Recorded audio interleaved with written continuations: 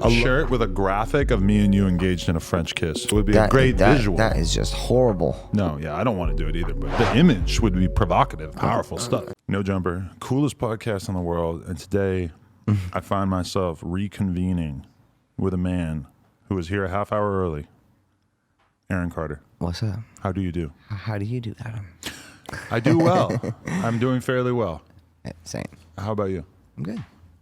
I'm very good. Yeah. I just want to throw something out here. I was just listening to a podcast, you know, because we can talk about whatever at this point, and we can dive more into your personal life and whatnot. But I was just listening to this podcast with Stephen Pressfield, who's an author I'm a big fan of, and Tim Ferriss was interviewing him. And they were discussing this theory that I found very interesting and worth discussing, which is that when you wake up in the morning, the directive, the thing that you're trying to do before you start to be creative or get into your stuff that you want to do for that day, is you're trying to create a succession of little successes, in the sense of, like, of course, yeah, it takes the little things to build the big things. You brush your teeth.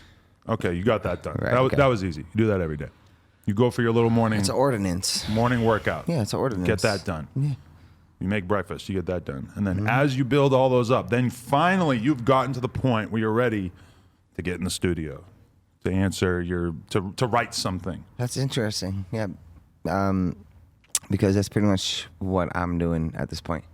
Okay. What is your creative discipline that you're trying to work towards every day? Well, first and foremost, just trying to get my mind right, my soul right. So just, I see a psychiatrist who's incredible. I've been working with him for about over a year now. Really? Yeah. And full disclosure, I've been in therapy for about a year too. Well, I mean, you know me. I'm full disclosure.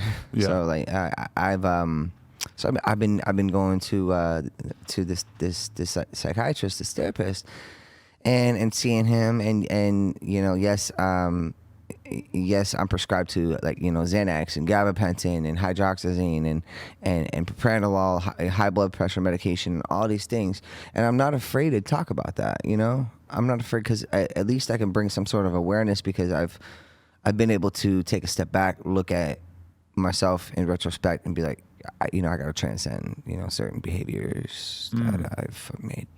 Okay, so last time we interviewed, I felt like you were acting like you weren't on any drugs.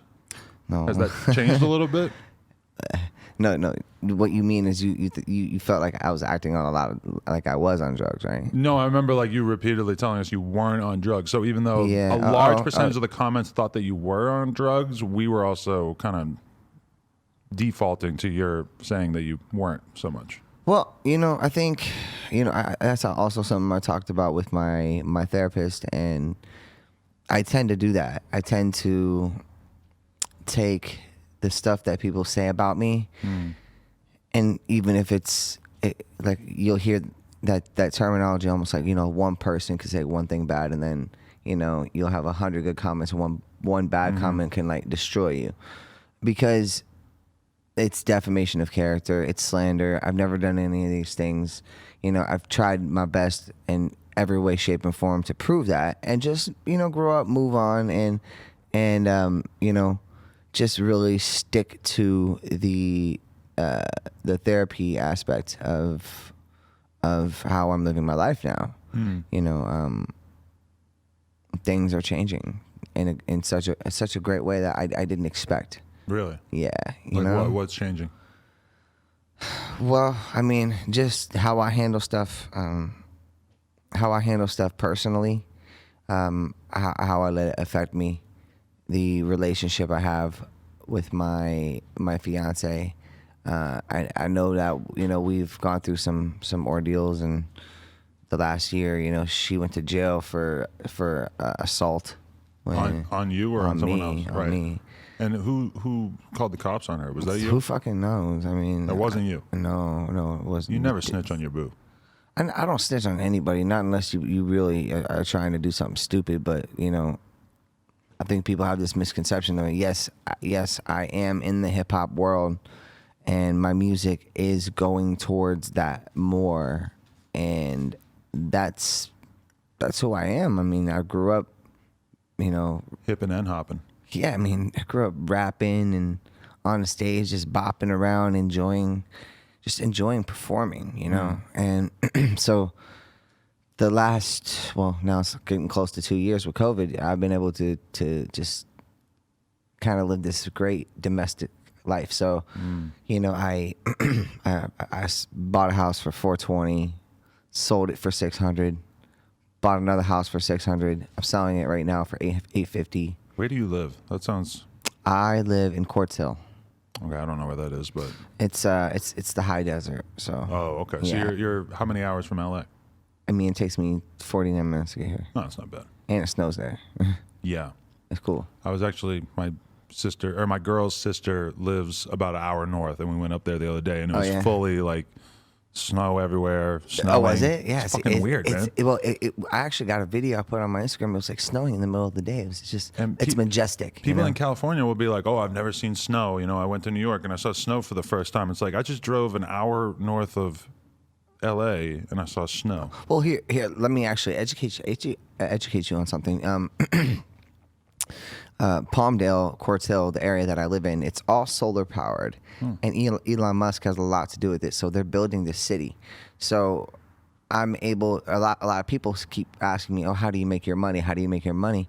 I don't need jewelry on. I don't need nothing like crazy. But You don't need an impulsive chain. I mean, that's just the fucking, you know, just be, you know. It's just sort of a way of calling Logan out. Yeah, I mean, Pussy ass bitch moving to Puerto Rico. his podcast sucks compared to yours. He's got this goofy ass. He has this goofy ass George on his Co-host shit. girlfriend left him. He. Yeah, Just kidding, Mike. I mean, He's moving to Puerto Rico. I don't even understand. It's called that. Impulsive. It's Logan's show, so he's got his name. I mean, he's just, you know, Logan's a good dude, but at the same time, I don't like his brother. What he said, he called me out. Was But like, Logan oh, you and know, Jake- I don't want to. He was like, I don't want to talk. Let's not mention that little fucker. But Logan and Jake are their own people at this point. so am I. It seem like they have quite divergent lives. That's great. That's good for them. But so am I. But you're not related to them, so of course you would be your own person. Well, I guess that's true. Yeah.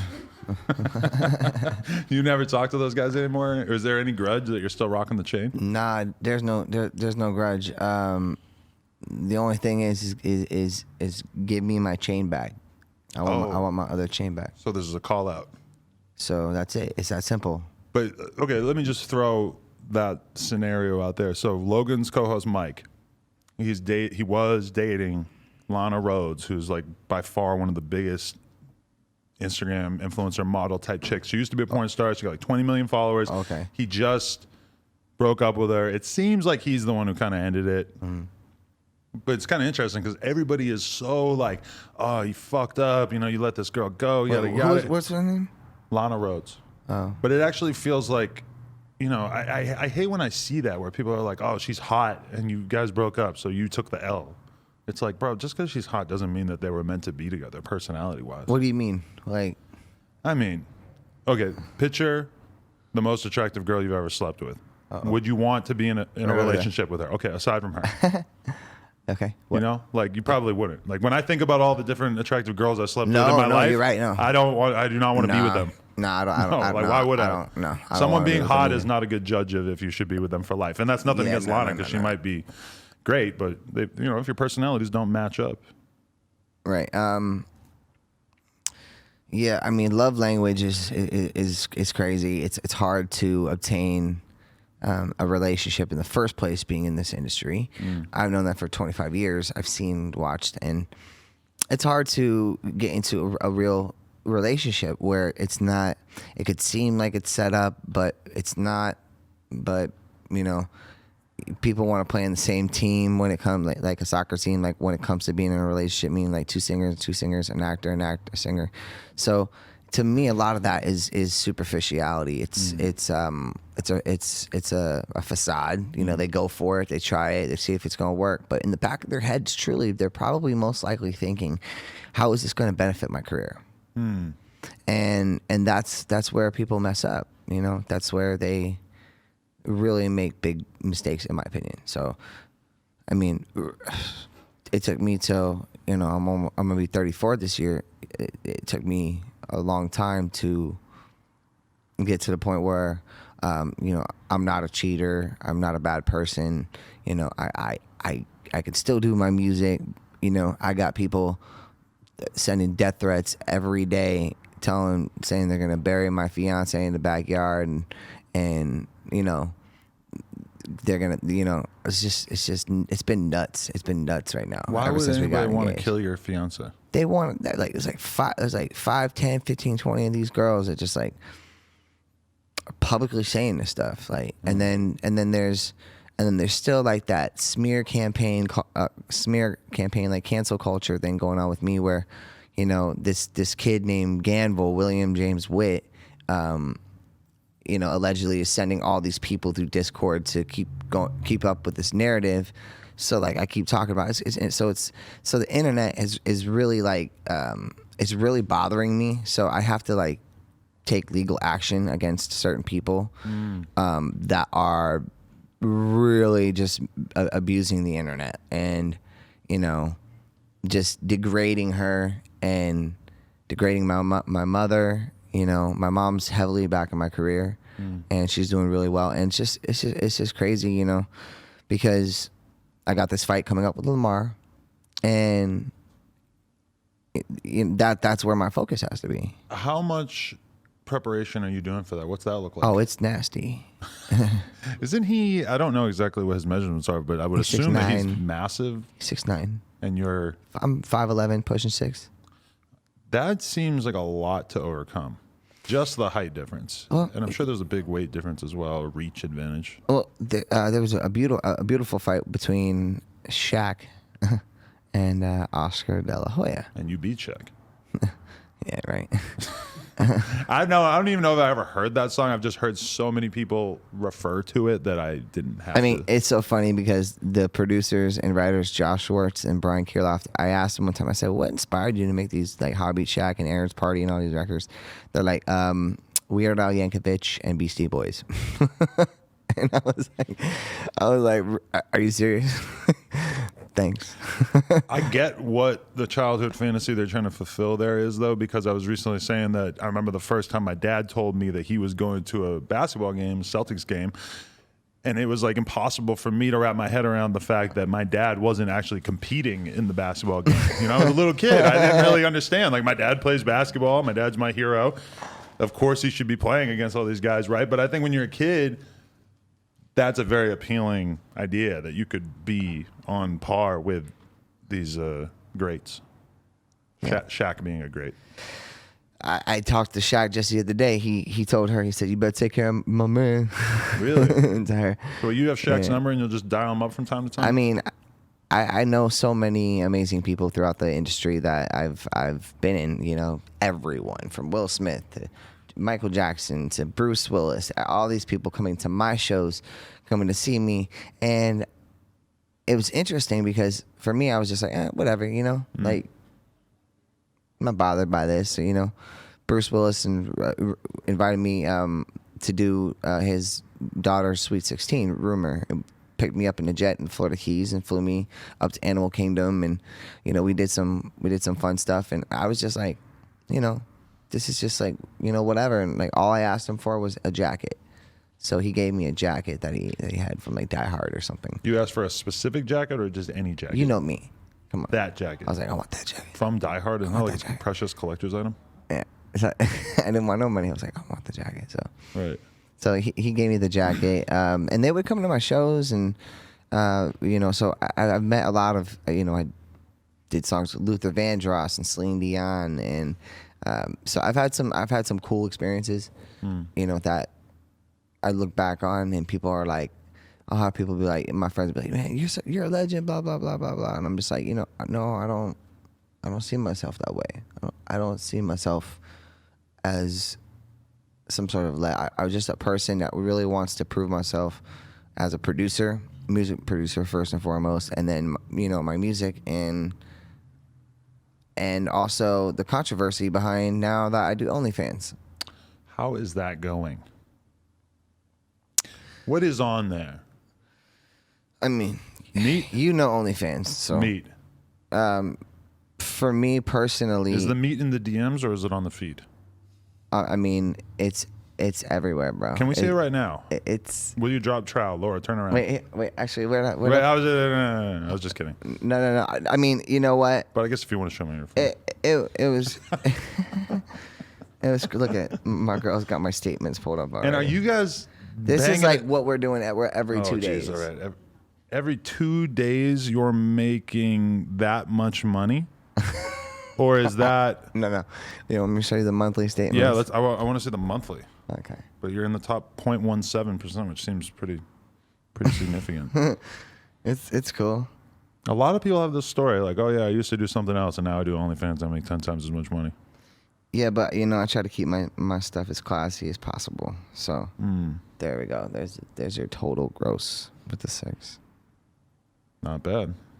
Living good. So you just started this? Started it like 8 months ago. Like my girl was doing OnlyFans, and I was like, wasn't comfortable with that. You weren't? Oh, I wasn't. So Was I was she like, just doing solo stuff, or was she? Yeah, she was doing her own, and I was just like, nah, I'm not comfortable with that.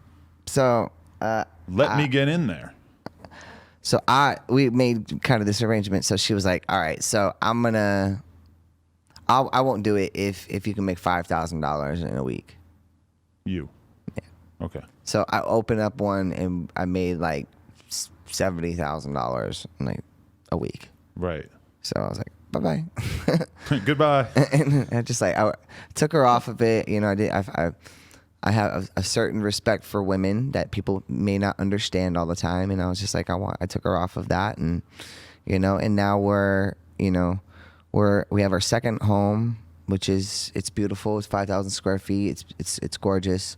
3 dogs, 3 beautiful puppies. What do you need 2 homes for?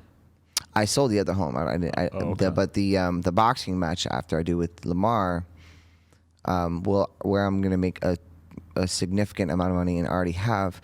I'm buying my mother a house. Oh, nice. So that's, you know, my mom's like, she's everything to me. I mean, that woman sacrificed, you know, her career and any dreams that she had for me and my brother, you know, and that's very amazing. That is amazing. And there's a very bad dynamic right now with your mom, with the family in general. With my mom and I are great. She's like a manager to me still. But we could dig in more on the mom. But I just wanted to ask this question: are you at all worried that Lamar Odom will subscribe to your OnlyFans, see your penis, and then sort of know like the secret to defeating you in the squared circle? Well, no. To be honest, Lamar Odom is he's tall, 6'9", so that means he has a very long reach. An athlete as well, which is probably like a second and a half reach to pull back. So with a guy that big, all you can really do is go to the body. So he's gonna be trying to protect his body, but that's still gonna leave his kidneys and his liver and other certain organs that I'm gonna have to target in order for me to knock him down. Like, I'm not gonna be able to knock him out by the face. Possible, you might have to jump, right? I'm not gonna need to jump. I already can reach 6'9". You could scale his body like Spider-Man. Well, I mean, it's just no different than how Mike Tyson was. His opponents were huge. So all he would do was do a right, left, right duck. Then he would hit you in your spleen, and then he would uppercut you and take you out. You know, and that's how he fought the big guys. So I'm not taking this lightly at all. Like, this is an actual real fight. You know, I'm not going to be made some doesn't matter, whatever. Real talk, I'm gonna go out there, I'm gonna make my millions, and I'm gonna knock Lamar Odom out, and I'm gonna rebuild my career, and that's it. Who knows, I might even become an MMA fighter and do boxing, do more stuff. So why not? Yeah. Were you at all inspired by seeing Jake Paul knock out Nate Robinson? No, he's a bitch. Babe, can I have my...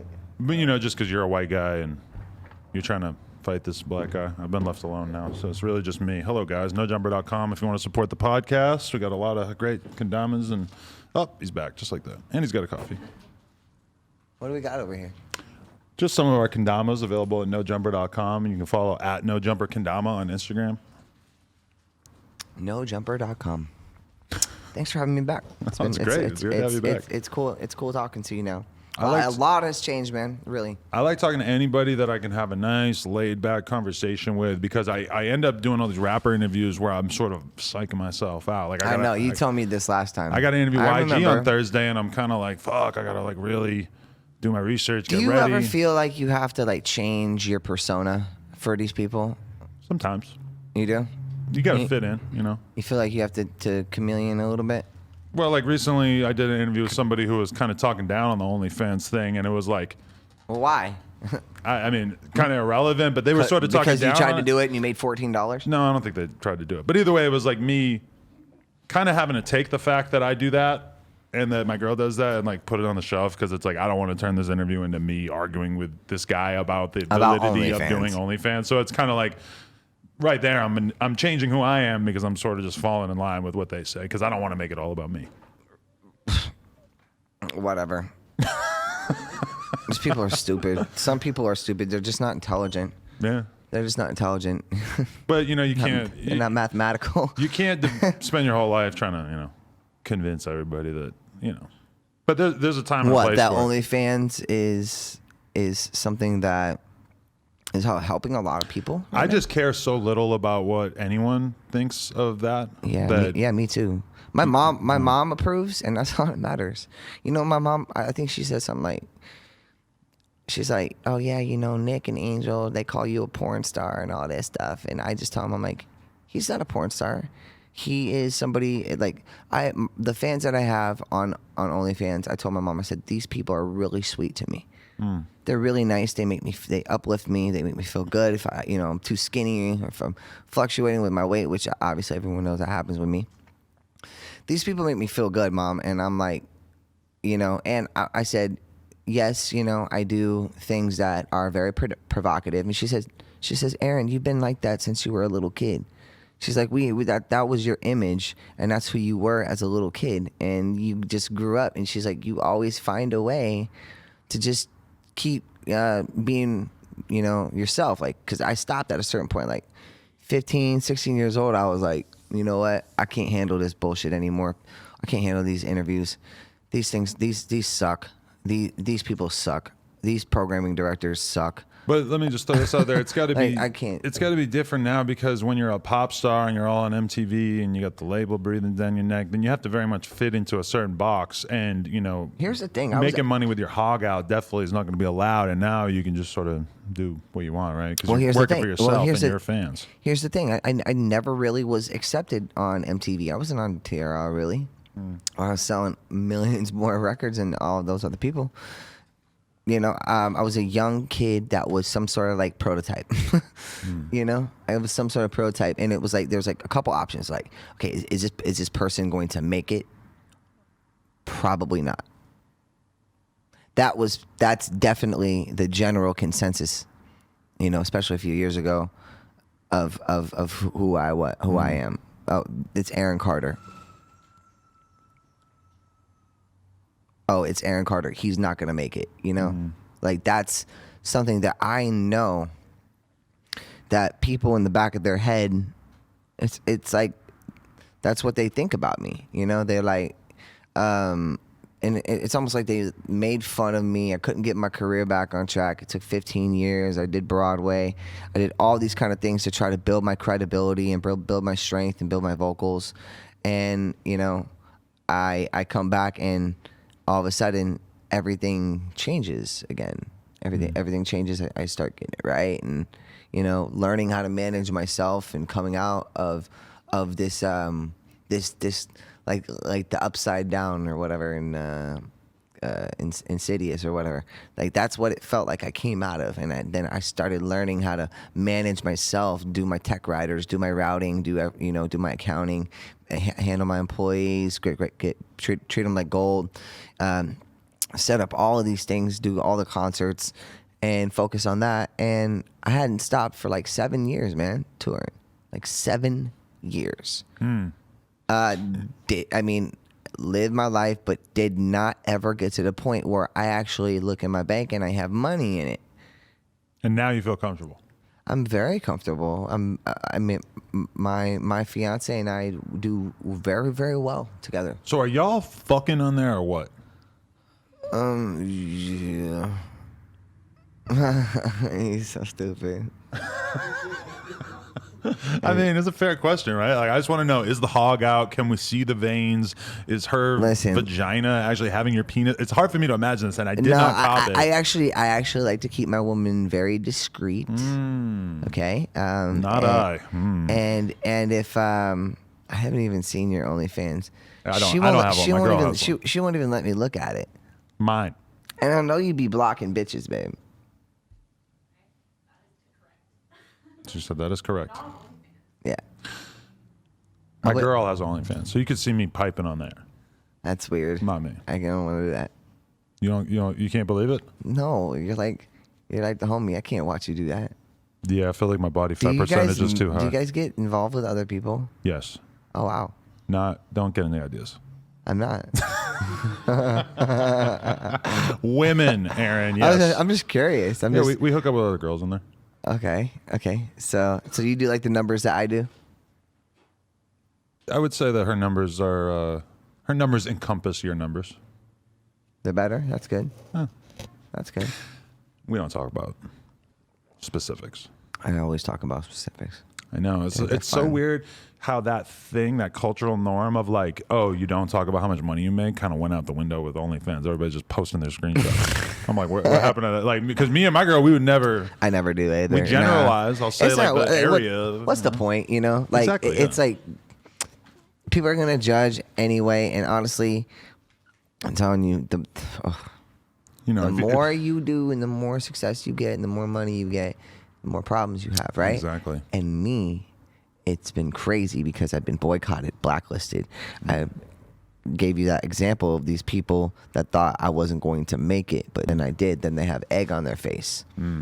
And what I mean by make it is not like singing, is not any of those things. It's the person that I am. It's the,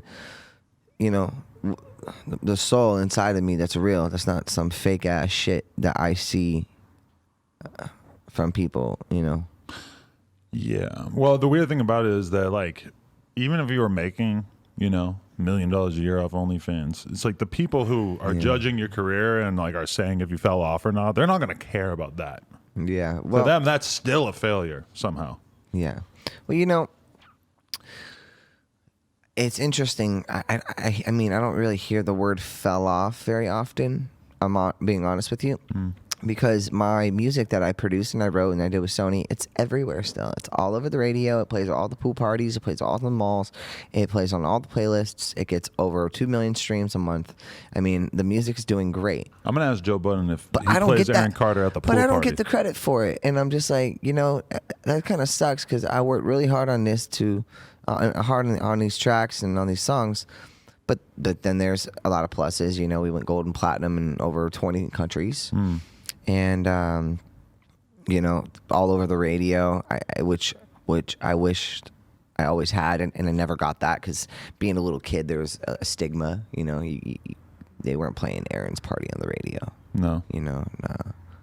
It kind of sucked. I would be touring with like Vanessa Carlton and all kinds of people that were popping on the radio at that time, and it was not me. I would do radio shows, but they wouldn't play me on the radio.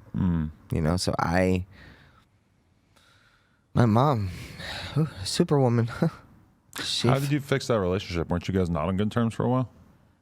Well, my mom's been going through a lot lately. It's been very draining for like the last couple months. Well, I don't know if they heard that. It sounded like a fucking... It sounded like a cheap piece of shit. NASA just did a launch across the street. Jesus Christ. No, my mom's been going through some medical stuff. And I once again am the only son that cares about her, and I paid a lot of money to get her right. And I did it. Right. I'll spend my last dollar on my mother. And she's not talking to your brother at this time? He won't talk to her. Really? No.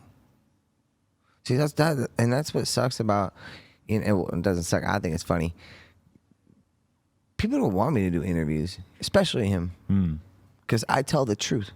I don't get slander lawsuits. I don't get defamation lawsuits. It's because I tell the truth, Adam. Yeah, if I were to get hit up by Nick Carter telling me that we had to remove a podcast or he was going to sue me, that would be a weird situation. I told her, I said Adam would probably off. never even have him on his show. I would have to do a lot of research first. I know a lot more about you than him. I'm not Nick. I'm not. I didn't even have him growing up as a brother. I grew up differently. I grew up sitting in Big Pun's chair at Battery Studios. Wow. Watching Joe record his first record. Or not Fat Joe. Or, no, Joe. All That I Am. Oh, the singer guy, yeah. How was Big Pun in your relationship? He's cool. He had this big green chair, Battery Studios. And then, he passed away and they left it there, and I was working, and I would go I would do 2-3 songs a day, probably work like 10-hour days, and then get like 3 hours off the next day. My mom would give me a handful of cash, be like, all right, you can go to 44th to the Diamond District, and I'd come back with some ice. 12 years old, like all the jewelry I was ever wearing. You were excited about that back then? That's pretty much all I had, bro. Like, to get out. And I would go out. I would literally go out like I was Kevin McAllister in Home Alone 2. That's what I'm picturing, yeah. Imagine that was your role. But I got $10,000 and I'm going to the Diamond District. I wonder how different your life would be if you had been the role that Macaulay Culkin played in that movie.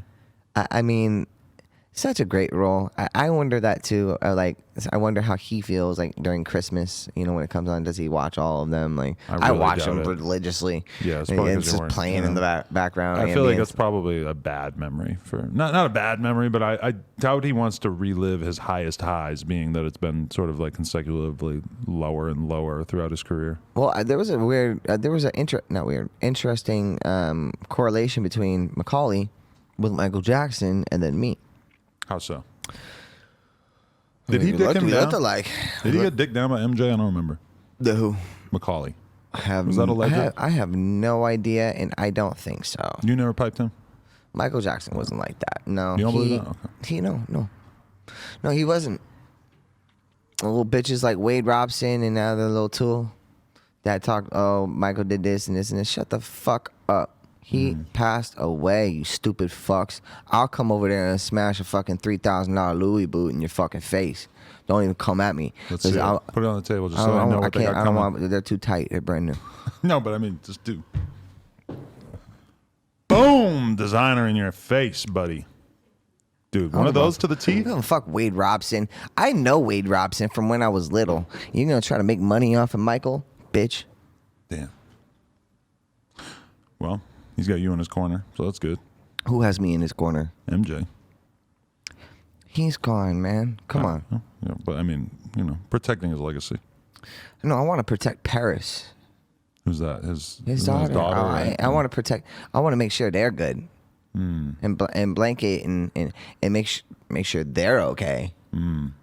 Well, I worry about them. I see their Instagrams. I watch it and I see sadness and I see this cult type of demon 666 bullshit everywhere, and all these SoundCloud rappers and all the two heads with 666 on their head and fucking, and I'm looking at it, I'm like, what the hell happened? I've been doing this a quarter century. My opinion, what the fuck happened? It's just aesthetics. None of these dudes have researched, the aesthetic. occult. What do you mean Satanism. aesthetics? We're talking to some retards here. They think upside down crosses look cool. They think 666 looks cool. Okay. They're not really concerned with what it means. Right? It's just an image. That's my opinion. I don't think like Lil Uzi's a Satanist. I have three crescent moons on my face because my dad told me he's a Native American Indian and to conceive when there's a crescent moon at midnight. So that's why I have that, to have 3 daughters with my fiance, Melanie, right here. I have love right here, which also means lion, love on my neck, all the way up to the Medusa who protects me and represents karma and women being raped. Do you? That's heavy shit, man. Right there. That's why I got this. Right. Do you regret the face tattoos at all? Because that kind of happened. A lot of people said that you got the face tattoos because you were like sort of on my dick since we were doing the podcast around that time, right? You know, it's interesting. Admit it. Come on, Aaron. Come on. I know. He was influenced by old 22. I like it. Actually, you know, I've been going back and forth on getting it removed. Wow. Just because it served its purpose. I always say the same thing. Everyone says, "Oh, you," my mom, everybody says when I say that. Oh, why? I say because it served its purpose. What was the purpose? Normally tattoos What are meant do to you be think? permanent. I'm cryptic as fuck. I keep telling all these people this. I keep telling all these jokers. Why? I mean, I don't know. Take a guess. The anti-rape thing that you got tattooed on your face? I don't know. Keep the rapists away? I mean, exactly. Karma, Medusa, the story behind Greek mythology. There's a story here. Did they even do face tattoos? There's a story from what happened over 2 years ago. No, actually, maybe some Greeks did face tattoos. We should look into that. I don't think I need to. What Pretty happened sure. 2 years ago? Just come on, man. Like I had 8 restraining orders on me Okay. Right. last time we talked. Right. 8. Every now and then I have people showing up in my comments, sort of acting like I'm bad because I interviewed Aaron Oh Carter. no. So what they're doing don't is usually there's a read 'em. conglomerate of Discord people, which is the cancel culture, which everything I do, they go to everybody and they try to just like ruin me, like, and just bad talk me so that no one wants to work with me kind of thing. And it's a part of the cancel culture, and I'm trying to shed a lot more light on that. And we're gonna battle. We're gonna go, and we are going. I posted videos, bro, that were crazy. I don't even know if you saw. Probably not. Over what? Death threats to me. People calling the restaurant, take it to Park City, Utah. We go to Ruth Chris to a beautiful restaurant, and then I'm Instagram living it, and then I have this Scanville William James Witt guy record himself on the internet, saying that there's a white guy with tattoos, and then the Ruth Chris place gave out my alias, which was Johnny Bravo, and That's not conspicuous at all. yeah, right. You know, it's Just a normal name. I've been using it since I was little, so I was, you know, whatever. Never got caught before. So if you go to a restaurant, you say you're so Johnny Bravo. so this kid did this, and then all the waiters are coming up, and he's got him calling again and saying, "Oh, are you okay? Are you okay?" to her, and all this crazy shit. And I'm just like, you know what? I'm out. I'm out. I want to go back to the hotel. I had my canine with me at the hotel, or not the hotel, the like lodge cabin thing. So Zelda was at the house or at the cabin. And Your dog's name's Zelda? Zelda, yeah, You a big Zelda fan? huge. Really? Oh yeah, I mean, I You did. played Breath of the Wild? Yeah, oh yeah. I'm done. That was a great month of my life. Breath of the Wild too, man. Yeah, Zelda. I'm ready, man. Get me in there. I'm gonna quit online poker for however long it I've been takes waiting me. for a Zelda movie. How great would that be? I know. You're like, oh, it's gonna suck. But if it was done right, like if the Avengers people did it, it'd probably be dope. That is really interesting because I was a huge Simpsons fan, and the Simpsons movie was dog shit. To be totally honest with you. I'm talking about the original Simpsons movie. Whoa, it was probably what 10, 15 years ago. Okay. I didn't know. I'm not sure if there's another one. Or was there ever like a good Mario movie? But I guess there's not much. Yes, of a there actually character. was a Mario But movie. There was, right? But yeah, there was. in modern times, It wasn't terrible. Actually, there was 2 Mario movies. what would the excitement level be for a Mario movie today? I would be excited for it I wouldn't. if it was high. It's no different than production Sonic. quality. No one was excited for Sonic. Bro, Pixar, send that. You're right, but send that shit to Pixar. Have them make a really dope Mario movie. Like, I'm sure it wouldn't happen, but No.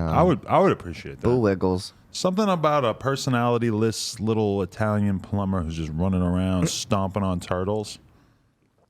Who they gonna use? The guy Luigi is gonna be the Napoleon Dynamite guy, right? Some Italian stereotype What's his for sure. name? What if in the movie? So Napoleon Dynamite is gonna be the Italian dude for sure. What if Mario's like That's kind of Luigi. like tapped in with the mafia? Make it a little edgier. Mario's gonna have to be like Joe Pesci.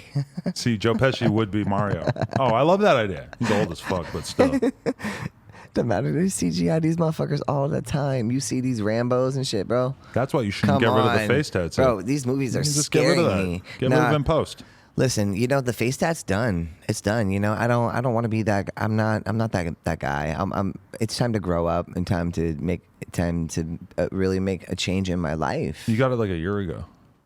And you know what? A lot's changed. And you know what? A lot can change in a year with good therapy, with good sleep, with good eating. What would you say are the main things that you're really working on in therapy or looking to modify about yourself? Well, my family is big. It takes a big toll on me, bro. It really does. You know, they like don't accept that I'm on all the medications that I'm on. That's what they don't accept. Yeah. Really? Mm-hmm. And I mean, that's like first and foremost, you know? And it's really strange and odd because, and they're going to be watching, they're listening.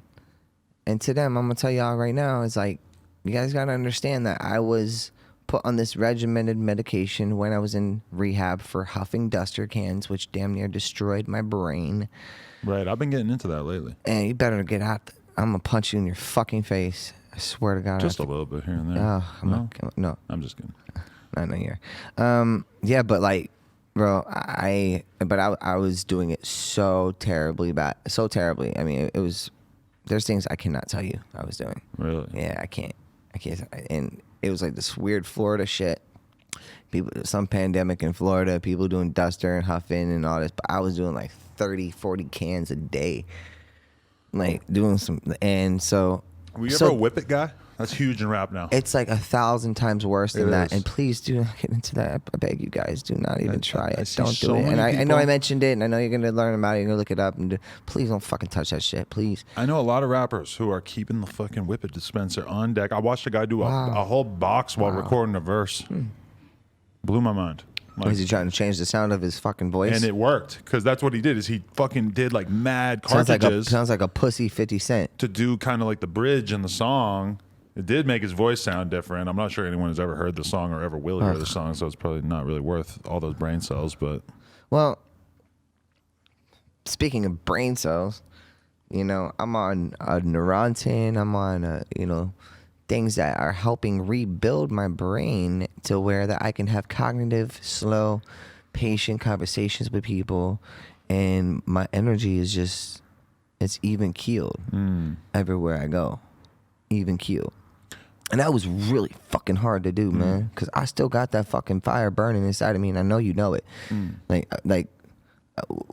We did interviews together, and I was mad, man. I was fucking mad. I was mad that I was getting 8 restraining orders from my family. My brother came up with a lie that I wanted to kill his wife and unborn baby just to take away the heat. You know, man, that's pussy. And if our father was alive, he'd slap the shit out of you, Nick. Like, I couldn't even go and say, so I can say whatever I want now, because guess what? All the restraining orders are gone. Got my guns back, got ARs, I got guns everywhere in my house. And I'm not fucking kidding. I got M1A 308s, I got 12 gauges, 2 of them, I got AR-15s, whatever. I like guns. Aaron Carter posted up in the mansion, hella guns off the Zans. I like this mental image. No, I take Xans. How many a day? How many I bars? take 4 milligrams a day. What's a bar? 1 milligram? 2. So 2 bars a day. Yep. I Morning think and night. I took 2 bars in a day one time, and I pretty And much. what's wrong with that? Well, part that was wrong with it was that I probably drank about 20 beers as well. So No, I mean like generally, in your opinion. generally, what's wrong with taking 2 bars a day? I would say that it's probably just going to make you not look. remember anything. Well, Damn, how do you make the picture flash like that? Oh, I'll show you. You're like Paris Hilton. You turn all your photos into videos, huh? Well, yeah, because it makes you get more views I know. and tricks the system. That's tight. I'll show you how to do it. 2,000 You can. comments? What the fuck? Oh, because it's because you got a gun, huh? Oh, my last post was probably the biggest post I ever did in my life. Really? Yeah. I got like 4,000 comments on this thing. Are you on their story like, yo, spam my comments, bro? 3,200 comments. But look at it. My success isn't a result of arrogance. But do you see a problem? with It's a that? result of belief. But Conor do you McGregor. see a problem with that photo? You're kind of showing the top of your dick, eh? Oh, yeah, look at that. That's the top of your cock. But guess what? I mean, He does have a cock. If it was bad, wouldn't it be deleted by now? That actually, honestly, kind of seems like it should be deleted based on my understanding of what Instagram allows. I love it. It didn't get deleted. We saw a little shaft, a little top of the shaft. It was just no. There was pre-shaft. No, that was my the beginning of my man pooch. Man pooch. Yeah, you know those little foompan things. Fupa. Yeah, you know the things. Josh, I think we had a conversation. Josh, can you stand up and show us your shirt right now? I would like you to like, read bro, this shirt. I'm working a fupa too over. Like, that's a belly. That's not a fupa. Fupa is your actual pube area. Oh, is it really? I believe, yes. Oh, well. I don't think I could have a fupa. Well, I guess I could. I'll just read that. The bigger the fupa, tastier the chalupa. I don't even know what this thing is now. If you want that shirt, man, this thing. Check out my sister's craft page. Maybe I'll tag it on my story when this interview comes out. Allegedly, in theory. Well, hey, let's talk about mental health a little bit more. I think that there's such a stigma on it. All right, so there was a clip that came out where they edited it out where I said, everyone's saying that I'm on blah blah blah blah blah blah blah, and they took out everyone's saying, and I just said blah blah blah blah blah blah blah. Okay. Right. I'm not schizophrenic. I'm not manic depressant. I'm not bipolar. I suffer from acute anxiety, and I suffer from the huffing the duster and ruining my brain. So I mean, I take Seroquel. I take things like I have insomnia really bad. And this is my life. That's my life, It's crazy, but it's my life. I've accepted it. My fiance knows very much about it. So, do you aspire to be fully sober? Is that even a possibility? Do you think that that's something that could happen? I don't think. See, I think that's a stigma. I don't think that taking medications that's regimented to you, properly taken, that's fair, is abuse or is a drug. Well, there's certainly some. Yes, it's a controlled substance and a narcotic.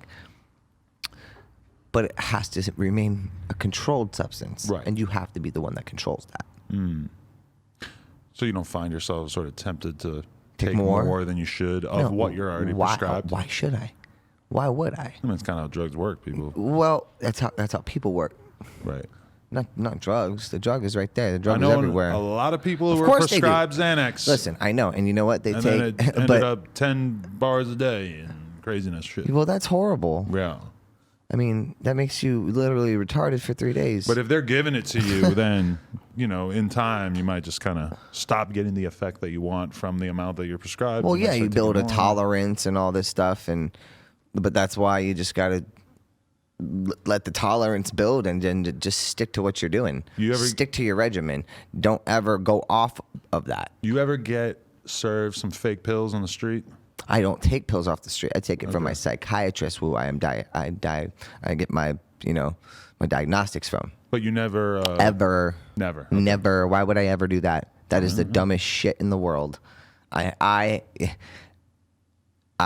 been in the music industry for 25 years. I don't care what anyone says, but I have social anxiety. I get stage fright at times, and I think my past and the things that I've been dealing with lately, it's been very difficult for me to wake up in the morning and to feel happiness and all this, and my regimented medication helps me do that. It stimulates my appetite.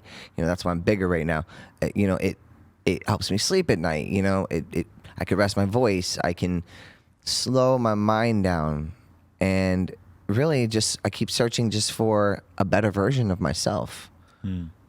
Just keep going, Aaron. That's what I said. Just keep going. Stay on the path you're on, and be a man, and make your moves, and be honest to the whole world, bro. I put up a drug test of me peeing in a fucking thing on my Instagram again, just cause and people are like, oh, you don't have to prove nothing. I'm like, man, shut the fuck up. You don't even know what I gotta prove.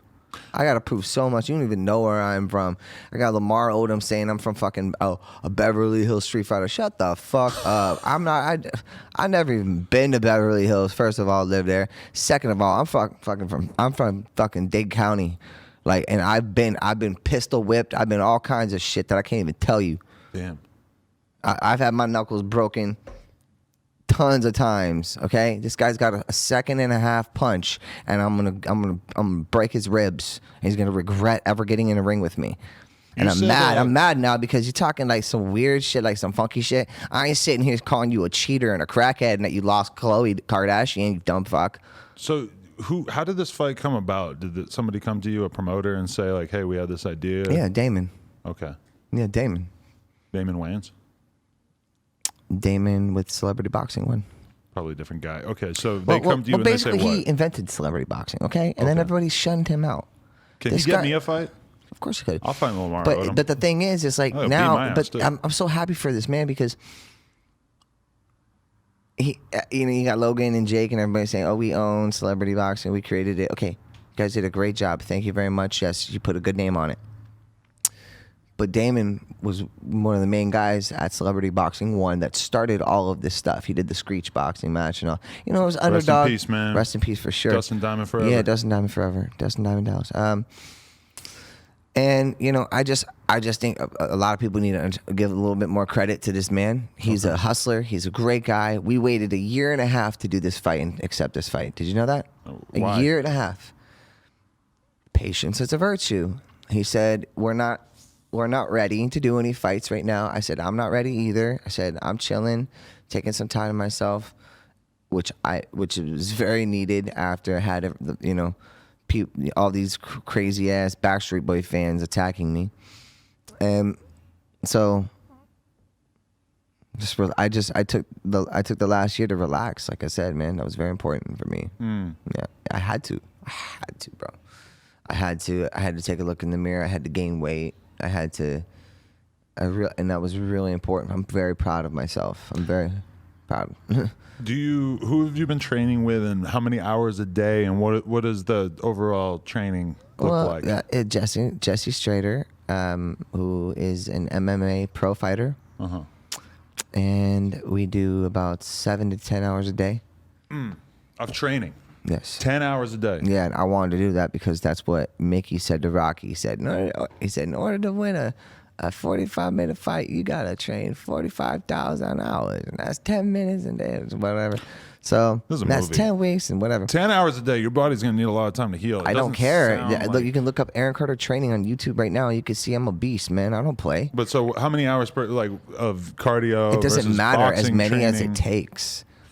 As many as it takes, right. As many as it fucking takes. But you won't to really get in there and actually not just be a juggernaut and just destroy his body. You won't really know what it takes until the fight, though. Like the rest time, the rest time's really important. The what? The rest time for your body to heal and recover. You know, I'm aware of that. I've trained many times in my life. But if you're training 10 hours a day, I don't feel like your body's gonna have enough time to.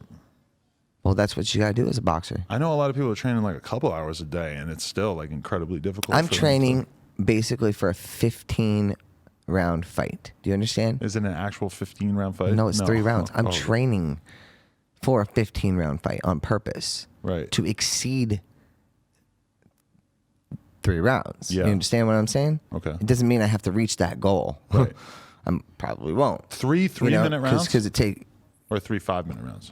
3 1-minute rounds. 1 minute rounds? 1 minute rounds. Jesus Christ. Yeah, so I got to get in there and I got to rip them up real quick, man. I got to dip, dutch, and dive and dodge, and I'm going to get them. Like, I have a very, very, very powerful punch. I don't play. I mean, I've been doing acrobats my whole life and dancing and did Dancing with the Stars and lifting people and being a man and making houses and shoveling when I was a little kid and scrapping with all my fucking family and having my big ass brother fighting with that fool all the time, and I have my dad. My dad was a beast. He would kick the mailbox down and smash you in the face with it, get arrested, smile for a mugshot, and then be out in 10 minutes. Wow. Legendary. Let me ask and you not this. even kidding. You can look my dad mugshot up right now. You see him smiling. A lot of people tried to turn the Jake Paul versus Nate thing into kind of like a black versus white thing. Yeah, why? Because Jake's white and Nate's black. But, and then when Nate lost, it was kind of like a lot of black people felt like, fuck, you let us down. Do you worry that like the Proud Boys are going to be let down if you lose this fight? No, because I think or just white people I think every culture accepts me. I hope they do, because you do have some cachet in the black community. Well, as a rapper. I don't think it's a rapper or You've anything been on like No that. Jumper, But you know. well, I mean, and I'm very happy to be here. You know, I am. I'm very happy. I'm very happy because you don't realize, but I had 300,000 people that followed me after we did our interviews. That's amazing. Which obviously means you're the best. I'm happy to help. And a lot of these kids were, like I said, there's a kid named, I'm gonna shout him out right now. He's probably gonna cry because of this. Young Stunting Boy without That's a the hard G. name. You know, 19 years old, whatever. But you know, Instagram with me one time. I asked him how he knew me. He said No Jumper. Hey. And then he said he wanted to be a music producer like me. So I cashed out him $1,300, and I made him buy Ableton Live 10 Suite and Nexus, and I helped this kid, man. Wow. And he's making beats, and he has a dream. That's his dream. I want to help people as much as possible, and then I want to rip people down who aren't helping people. When I see somebody that's not helping somebody, I want to rip them the fuck down, dude. It's just my mentality. Okay, what are you gonna do? What, you know, what's the worst that can happen? We all live, we all die. I'm not out here seeking revenge on anybody.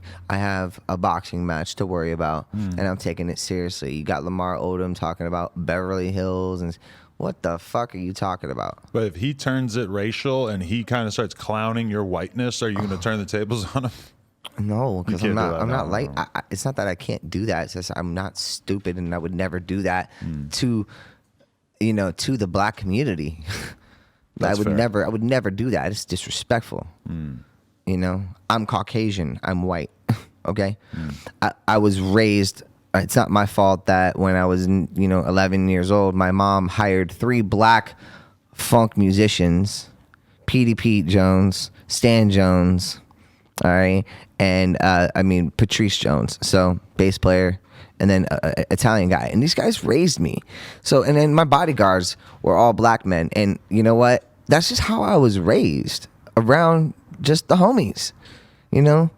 And that's the culture I was listening to. They were listening to Tribe Called Quest and, all certain things. And I was in the car and in the vans going to the things, listening to Tribe Called Quest and listening to NWA and listening to, Eazy-E and listening to, Blackstreet and, just R&B music, New Edition, Ralph Tresvant, Sensitivity, just Gap Band. And these guys taught me this stuff. Then I became a jazz funk pianist. Do you realize I'm a jazz funk pianist? I don't play around. I play. I mean, I don't have a piano tattooed on my arm right here for no reason, and on my heart, another piano. It's there's a soul, and it's like that movie Soul. I was watching that, which is a great movie, and I just love music, and I'm never gonna give up on it. And it's treated me really well. I didn't know it was gonna happen with this whole Love album that I released. Respect. But can we get the other mic set up for your girl? I would like to talk to you guys together for a bit. Is that possible? Scared. No, you can stay right there in front of that mic. They're just gonna pull this. They're gonna put one right here, so you can stay right there. Yeah, you can wear your Sweater or no sweater? That's the question. You promote the fuck out of that shit. Fuck that. But sometimes girls come in here and it's like, sweater on, they get to stay warm, or sweater off, it gets to promote their OnlyFans better. I see the conflict happening in their head. Same with me. It's like, t-shirt, you see the veins in my forearms. Might be better for the OnlyFans, theoretically. This one, she goes, I don't like interviews. You don't like interviews? No. But I saw you on DJ Vlad. Talk on the mic if you can. Okay. How was that experience? You guys were on DJ Vlad together. First one. I helped set that up. I think I told Vlad, like, you should interview Aaron Carter. Did you really? Yeah. Thank you. I just wanted to see it on a personal level. Yeah. What do you think? Where you going? was a You good- gotta turn She's this way, facing girl. away from the You gotta camera. turn Try this way, to curve a little this bit way. towards I the tried camera. to tell yeah. you to go back, make her go back this way, but Oh yeah, I guess you're right. That would have been a good idea. She probably still would have. How's it going? What's it like dating Aaron Carter? Oh, what's it like? No, just kidding. Every day's got to be so exciting. It is. It's exciting. Dating is exciting. Well, I'm not dating. I'm engaged. Engaged, So right? it's a Yeah. little different. Yeah, you got a bigger rock in your Oh. finger. Oof! Look at that. You do good. How'd you guys meet? We met over Instagram. Everybody else. What, you left a comment? The fuck?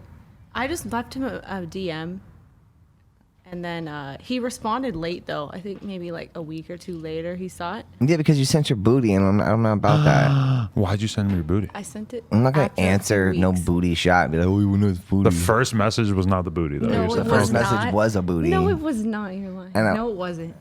He's lying. That's pretty badass. And I was like, I ain't answering that. I never had a random kidding. booty in my DMs. Okay, and then so how did you guys fall in love? Ask her. I'm curious. Yeah, I'm asking her. Yeah. I like this. I like that. I'm gonna Sorta. sit back, relax, and enjoy the show. But baby, She you can't sit back there. She gotta stay close to the turn your mic. ass this way a little bit, though. There you This go, way? babe. Okay. Yeah, I think whatever. Who gives? Yeah, you're good. Fuck it. So falling in love, He's my first love. really? Yeah. I am. Yeah. How am I your friend? Where are you from? How am I your friend? Just Orange County, but my ethnic She's from background Bulgaria. is Bulgaria, yeah. Ooh.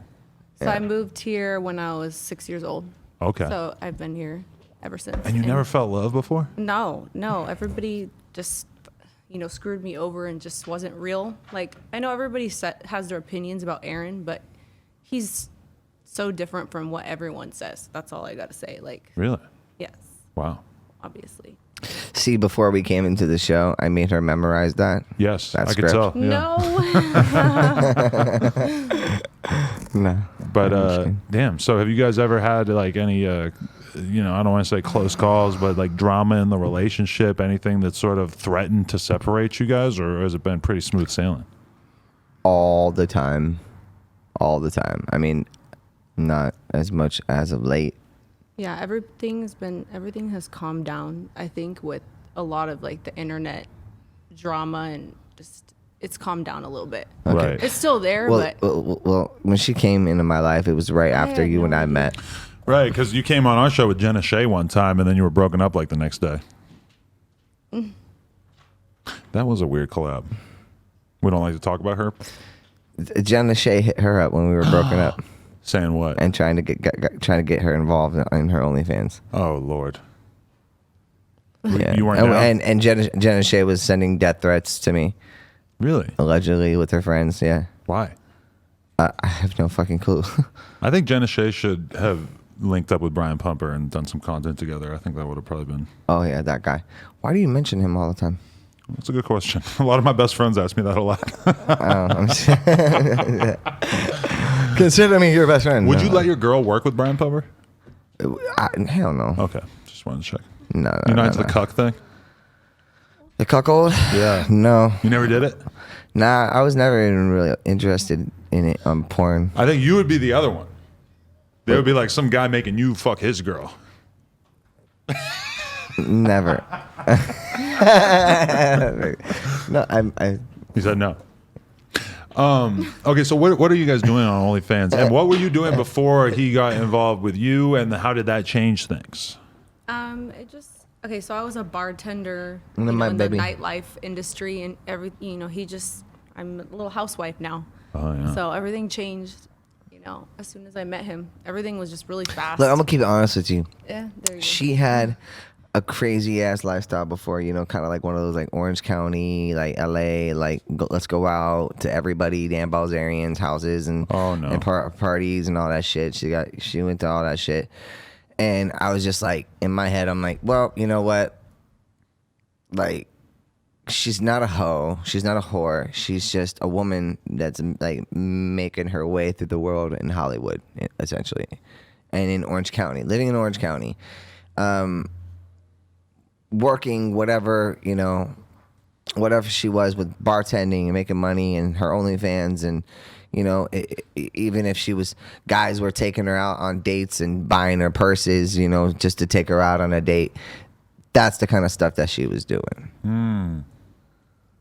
And I found out a lot of this later, and I was like, you know what? I understand. I have 3 sisters. One passed away, but I have 3 sisters, and I saw some of them go through that type of world. So like, I don't know. I think the way we fall in love is like every day we find little meanings, little ways to fall in love with each other. I don't know. But then sometimes I'm really annoyed with her. You guys get into it. What are the main causes of conflict? Just that big ass house, man, that we got. It's too big? It's Or- big. It's 5,000 square feet. Get closer to the mic. I'm sorry. It's okay. But there's It's a big house. It's a lot. a lot I of mean, work to do on the Yeah. house. And we have 3 dogs, so we're dealing with like training the third one closer right to- now. Right. So we just learn each other's. She's very high maintenance. $390,000 in 1 year is a lot of money on her. $390,000 on Oh, what? we've been counting. I don't know. Ask her. Whatever she wants. Whatever I want. Oh, You made he him. does spoil me. You made him He buy you changed me. $400K worth of stuff in a year. Yes. That is a glittery ass watch, and then you got them YSL earrings dangling. Yeah, and a Range Rover and so on and so forth. Oh, I guess you throw the Range Rover in there. Okay, now we're getting closer to $500,000. Yep. That'll do it. Yeah. Is she demanding? Is she using you? You can tell me. It's okay. Is she using me? You know what? You can tell me. She won't care. There are people that will be like, "Oh yeah, she's using you, whatever," and then I'm a pretty good judge of character, like little signs are like, if we're doing an interview, like your hand should be on my legs, not over there sitting by yourself. Plus they're cold. There's just little things I think for me that help me realize that I'm in the right relationship. I don't know how to explain it. It's like a love language. It's like when I reach for you in the dark and my eyes are closed, is your hand there? That's your love language? Yeah, basically. What are, because my What's yours? my therapist was asking me about my love language recently, and actually sent me a link of this thing to read about it, and I ended up just being like, holy fuck, I have no idea how to process what the fuck you're trying to get me to talk about right now.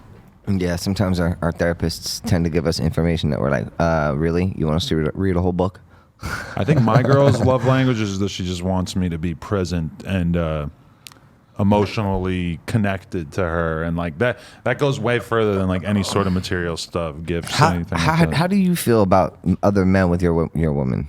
Not good, so it doesn't happen. Oh, so that doesn't happen with you guys? Yeah. Other way around? How's she feel about me with other girls? Yeah. Well, when we're doing content together, she seems like she has a pretty good attitude about it. Professional? Professionally, yeah. If she were to find out I was getting head from a bum, she knew that about you know, about you guys. that we did porn. No, that you and Lena.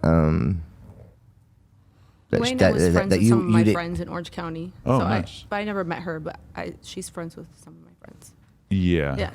Yeah. It's interesting. It's an interesting pair because, like, I think I remember talking to you about. I was like, oh, I'm not gonna. I can't fuck around with these like Hollywood girls and all that stuff. But she just has such a beautiful heart. She had the ability to really change, and I had the ability to take her away from a lifestyle that was not good, which bartending, skinny bartending or Bikini bikini bartending type I of- used to hang out with a girl from the OC who was doing the bikini bartender thing, and let me tell you, like, that bothered me way more than the idea of my girl doing OnlyFans or whatever. Just picturing all these guys coming in and just being total pieces of shit to her. And You she's know what I'm saying? serving Yeah. drinks in a bikini. Yeah. Something about that just really rubbed me the wrong No, way. I never said anything about it, but I really hated the I'm idea actually of it. think back, and I'm surprised he let me do it for a whole 2 months. I did it for 2 months, and then I quit. It's not about I When let you. COVID I can't no, control let, you. No, What no, the- not what the let fuck? me. You can't but control a woman. You don't I'm want to actually control her right away. surprised he was cool with it in the beginning, because now that I think about it, No, I don't what? know. You were okay with it in the beginning. I was You just never were okay not. with them motherfuckers, but they all knew that I had a red aluminum bat in the back of my car. I can confirm. All right. Yeah. Did anything shady ever happen to Maybe you while something doing else. that kind of stuff? Like dudes doing terrible things, they just grab a boob or something? No.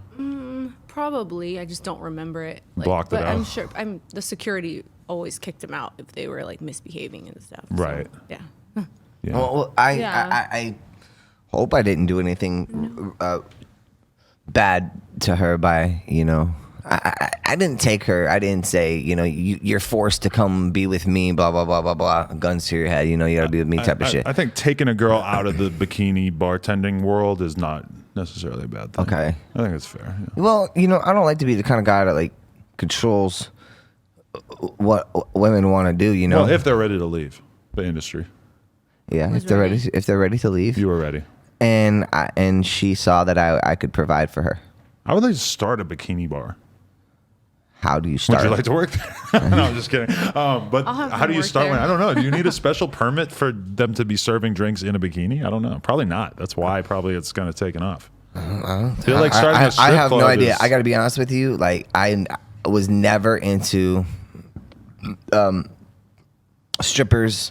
No offense. I like to the strippers. I never went to strip clubs. Let me put it that way. I never went to bars. I never went to parties. I never went to clubs.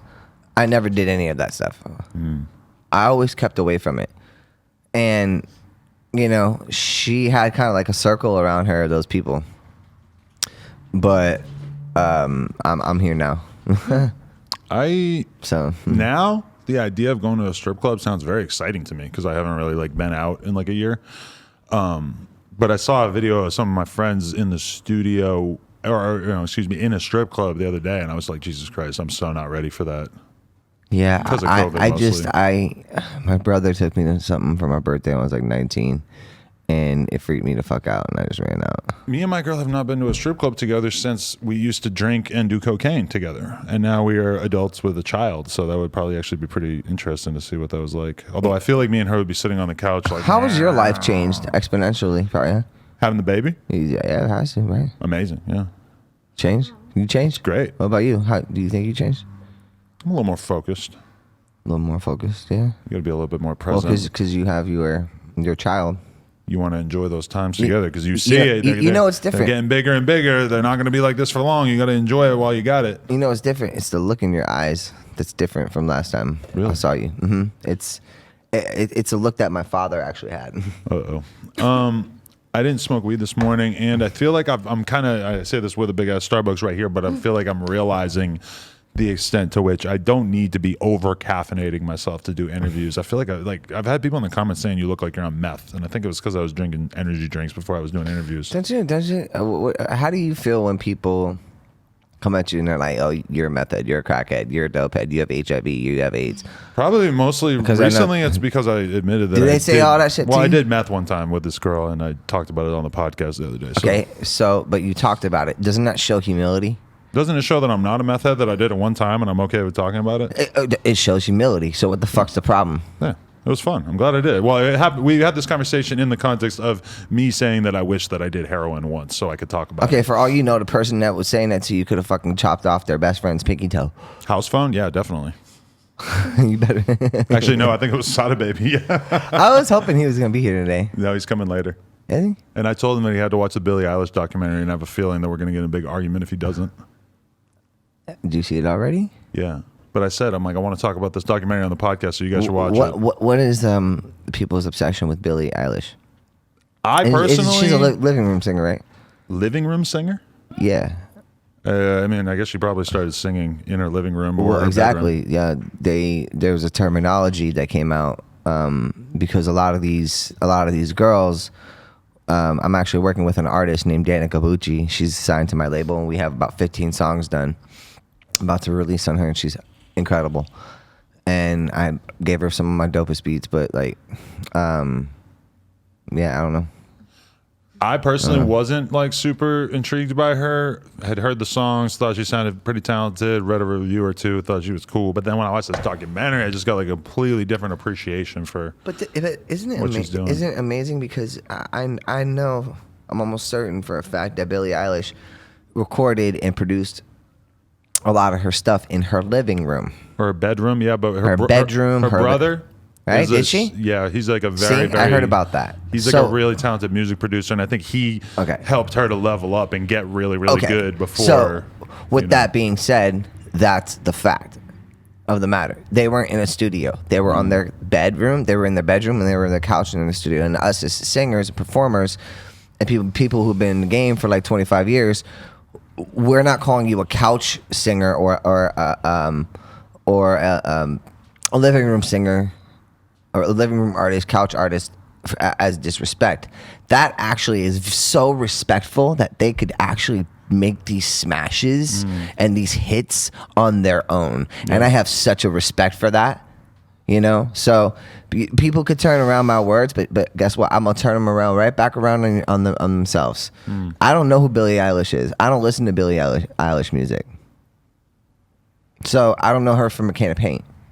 It's pretty good. Well, it's not what I normally listen to, but her reaction to Justin Bieber when he hits her up showing fandom is like insane.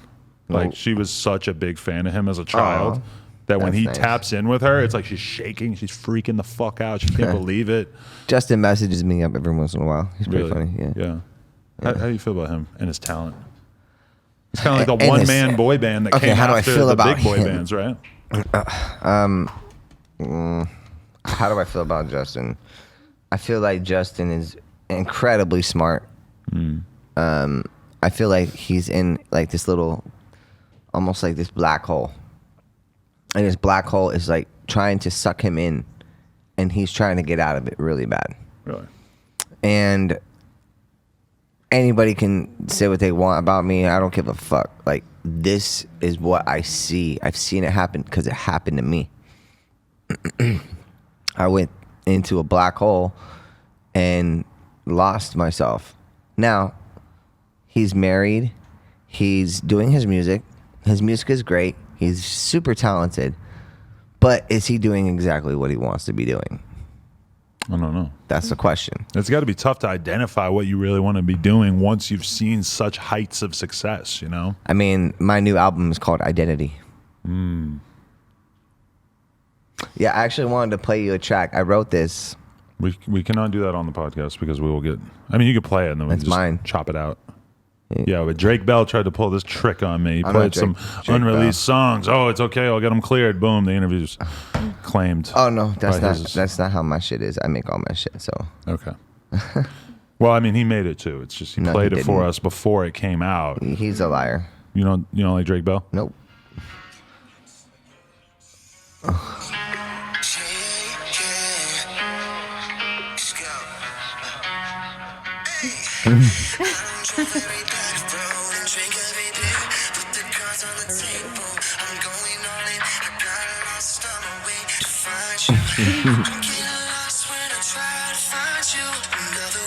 Justin Bieber who? Billie Eilish who?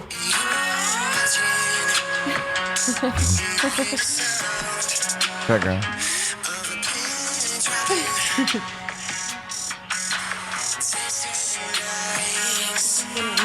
Yeah, he's gonna be in the background, like his ghost in the background.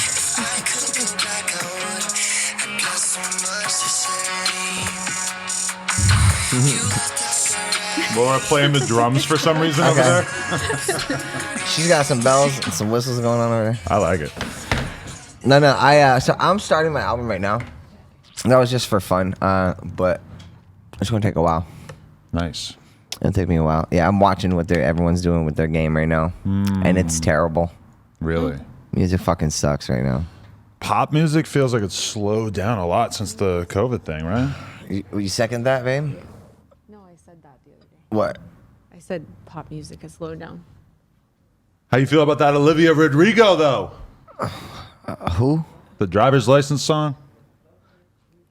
How about that? Honestly, Come get that shit in blood. You a Pooh Shiesty fan? All I know is that Za song from 6ix9ine. Oh, whatever. we smoked Zaza. Yeah. Oh, no, that shit's horrible. Right, that sucks. But we've been smoking Zaza and that shit hard. Oh, well, that song is terrible. You want to smoke some Za? Sure. Nice. Okay. No, right now, but we'll have Trevor roll up some Za. Oh, I got some Za.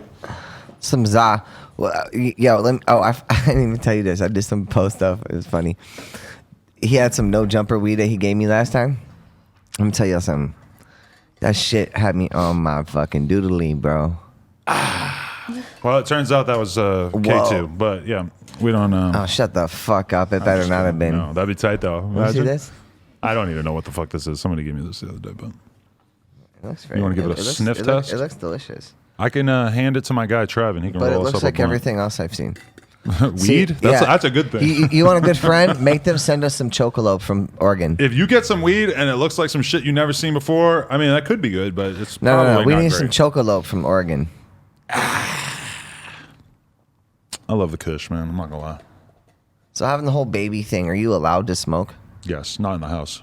Oh, so there's rules and My regulations. girl made me stop smoking weed in the house about a week after she found out she was pregnant, so Wait, so you can smoke, but she can't. I go obviously. outside. She doesn't smoke weed. Well, obviously, she's Right. breastfeeding. But even before that. Oh, well, there you go. It's like her. It does feel kind of weird. Like, these are the bad months of being a pothead who can't smoke in the house, though, because it's, like, cold out. But that's going to be over soon, you know? Like, I'm not going to lie. It is kind of shitty. Okay, your dick was small anyway before. My dick? Your dick was small before that, yeah. Somebody showed it. It was like this big. I was like, My dick? So when you go out into the cold, and that shit must turtle in you, huh? Just Yeah. You ever have it turn inside out? I do it on purpose. It's fun. Push it in. Oh yeah. No, it's called a mangina when you I don't shove it know- between I your don't- thighs. only men know what we're talking about. Sometimes we've gotten bored and we can make our dicks disappear. Oh, yeah. The mangina? Tell me I'm not wrong. Yeah. You can make your dick disappear, grab your sack and just put it over it, boom, it's gone. Is that a microaggression to show your kids your mangina? I have a daughter, so I feel like it's Look, like, see, I'm just getting started, guys. Like I started off cool, but he has a way of pulling out some weird shit out of me. pause. You're weird. If you do a mangina, I'm gonna pull some shit out of you. I'm gonna pull the mangina out. Leave my shit out of this. All right. Anything we should talk about before Like we you're wrap gonna this be up? like all those other stalkers with their nose with my bung bung. Nose up your bung bung? No. I'm not gonna put my nose in your bung bung, Aaron Carter. I don't need no 22 up in there, but That's what Joe Budden would say. No, I'm not gonna put my nose in your bum bum. why Adam." was Joe Budden so rude to me? What did I ever do to him? I don't know. I was kind of surprised they even knew who you were. Oh well. Just because he doesn't. I don't Hi know. Joe. I feel like Joe Budden maybe What's up, dude? in terms of his overall knowledge, I would put pop star knowledge a little lower than like rapper knowledge, and like white guy culture knowledge a little lower than like. You made no know. sense just now.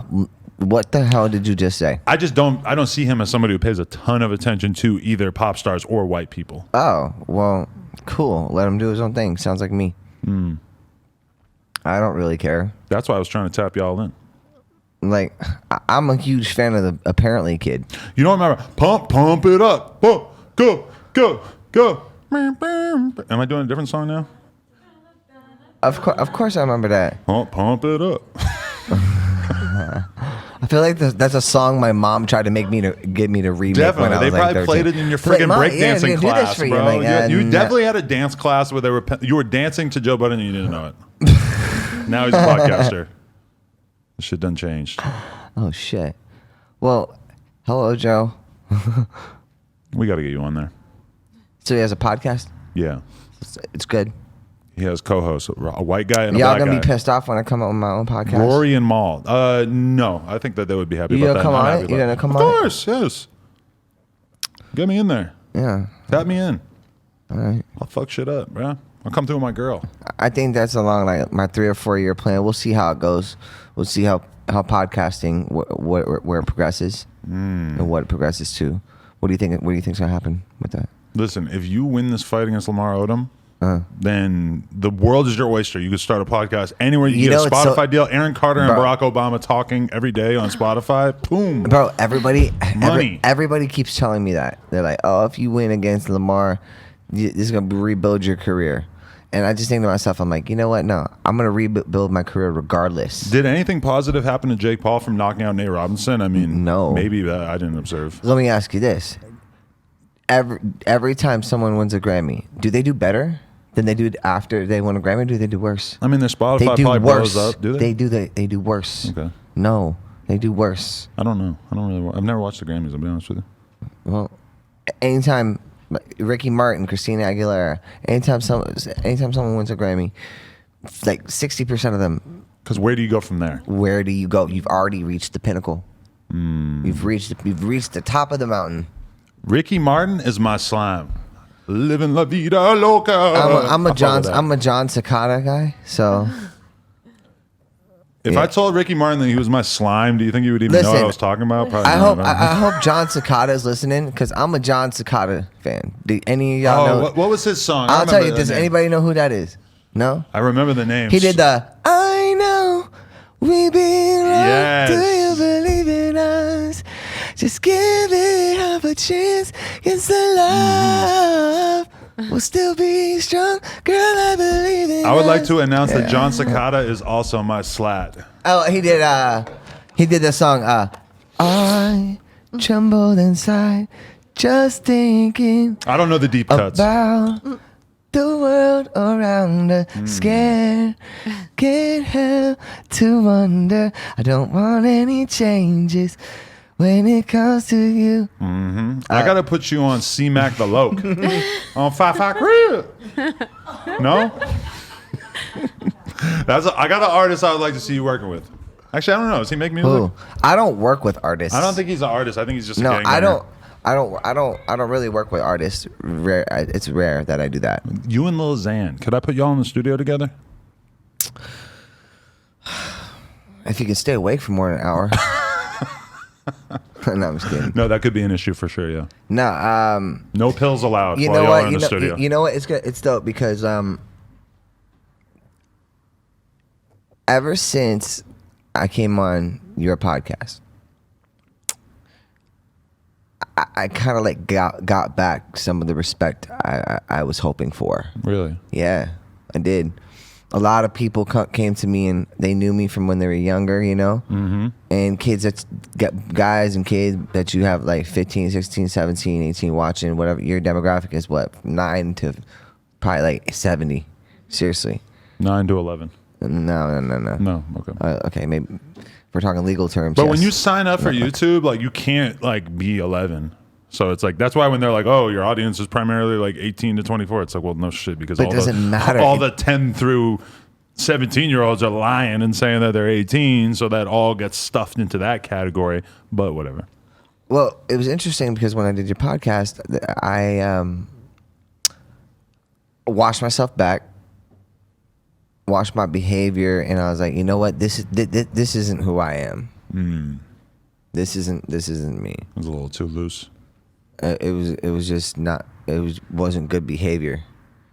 It wasn't something that my father would praise me for. He would slap the shit out of me if he ever saw the way I was behaving. And when I mean the way I was behaving, I mean like I had a lot to say, a lot of truth on my mind, a lot of battling with my family, 8 restraining orders. They don't talk to me. Trying to set me up. Look, they got 2 restraining orders against me, bro. And then on December, like 3 months later after they get the restraining orders on me, they both send me Christmas messages, Nick and Angel. Merry Christmas, we love you, time will heal. Merry Christmas, Aaron, blah, blah, blah. If I responded to any of those, I would have gone to jail for 2.5 years. All right, so and then all the stuff goes by, and we're together, and she's with me, and she doesn't know what the hell's going on. She doesn't know, and I'm like, well, it's clearly retaliation. I mean, there was a video of my brother's wife talking to that Ganville kid, William James Witt, that I told you about.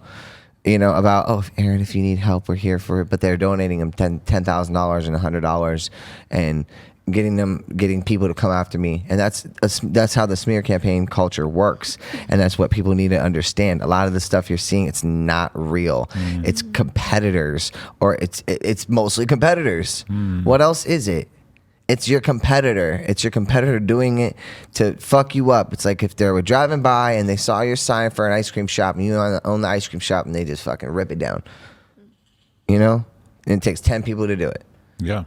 That's what has been going on, and people need to start realizing that these people coming at you, a conglomerate of people, it's crazy, because this isn't the world that we need to live in. Like, straight up, I changed. I had to change. I had to make a change for myself. I had to slow the fuck down. It was like I think I saw my dad like come to me in my dreams, and of course he had his like gold jewelry on and came up to me, and he didn't say anything. All he did was smile at me. He just smiled at me. And from that point on, I was like, you know what? I have to make a change. Like, on some Michael Jackson shit. Like, I have to make a change. I can't be the person that I was 2 years ago. You know? I have my career. I have my businesses. We have the Love Collection that we're doing, the store, which is, I have a whole bag full of shit for you. For all y'all. So, yeah, you know, we've been working on that. We're doing really well with that company. With love. With it's called the Love Collection. We should do a collab. I would love to. Love weed. No, you know, I want to get it into some like stores like Dope and Fairfax Village and you know, just things like that. But I do it with my bare hands. So, and a love shirt with a graphic of me and you engaged in a French kiss. That's just. It hasn't happened, but it would be a great visual. That is just horrible. No, yeah, I don't want to do it either, but the image would be provocative, powerful stuff. I mean, that's like tickling my nose with one of your gray beard hairs. That would be part of this. Yeah. Well, it's not going to really happen. It would be an artist rendering. He thinks he can beat me with weird sentences. He can't. I'm trying to help. I'm trying to make us some money. Listen. I understand. You don't think? Listen. If there was a shirt of you and I making out on the shirt, God, this is weird. Are we still fucking talking about that? The more I talk about, the weirder it sounds. But don't you think that would be viral? Don't you think can we people... talk about your obsession with these little fucking balls? What balls? Oh, the condom. The what balls? All your balls. Obsessed. Waking up at fucking 6:30 in the morning to show everybody a minute fucking clip of you doing all these insane clips. What the fuck are you doing? I don't get up early to play kendama. Yes, you do. I saw your ass by your pool.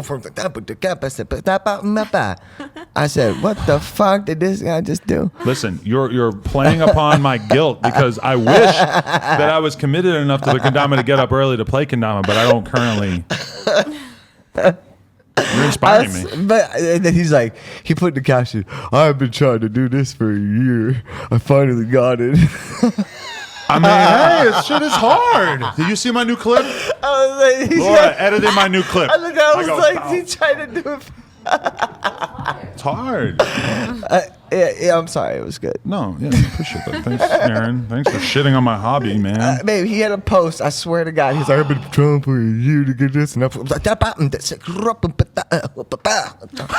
he does like this Chinese, like, Japanese. I'm just like, what the fuck are you doing? I think you're missing the funny part about that post, which was that I shouted out like an 11-year-old girl for inspiring me to do the trick. No, I remember that part too. That was just weird. Right. No, I think it's kind of weird too. No, I'm Before kidding. kendama, I never. Did you really? 11-year-old girl inspired you to do that She's weird so ass shit? good. Shout out Misu. Shout out Misu. She's a little Japanese girl, but she's a fucking god. But you got like 1,000 of them. Well, we make and sell them. Okay, and people buy them. You want to do an Aaron Carter kendama because it's certainly a possibility. You know, we can talk about that. We could. Actually, I'm good. Hey, so on the Lamar Odom fight, is it like a 50-50 thing, or is it like a Floyd Mayweather Logan Paul thing where Floyd was going to take 95% of it? And also, that's not happening now. How do you feel about that? I feel great. You think it's funny that Floyd backed out? Well, he's just putting a spotlight on my fight. They weren't calling. They're not calling that fight the biggest celebrity fight of all time. The media is calling that to me and Lamar. Floyd Mayweather humiliated Logan Paul into moving to Puerto Rico, forced him to leave the country as a result of this fight not happening. I don't know if that's exactly how this happened. You know what? Doesn't matter what they say. Jake Paul got so pissed off when they asked him about me. All right, and he was like, "Oh, whatever about that little fucker." All right. You got pissed off because you got asked about me. Nobody asks me about you in my interviews, bro. They ask you about me. And now none of y'all doing your fights. You did your fight. I watched it. It was boring as fuck. All right. There was no entertainment to it. And then Logan doing whatever, Floyd. I mean, he did knock him out cold on the canvas. That was pretty interesting. Yeah, that was pretty dope. I mean, but gotta give the props where it's due. Jake Paul knocked his ass out. But I would break his chin. So. Okay. But he has been in the gym. He's been training for a long time. I don't give a fuck. I would break his chin.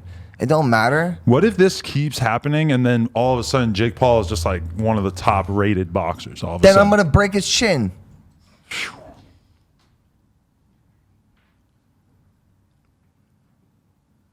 He playing with me. You should have never ever mentioned my name like that, Jay. Stop playing with that man. I'm not, I'm not gonna get crazy about it or nothing. What I'm gonna do is I'm gonna use my fire sign. And I'm gonna become the strongest, beastiest motherfucker you guys have ever seen in your entire life, and I'm gonna wreck your body after I wreck Lamar. I am. I'm not fucking playing with you. I'm not. You know what? I'm gonna wreck your body, and you know what? Along the way, after I start fucking wrecking your bodies, I'm gonna become humble about it. Just like Rocky, just be like, just chill. My girl needs a snow cone machine. Get her a snow cone machine.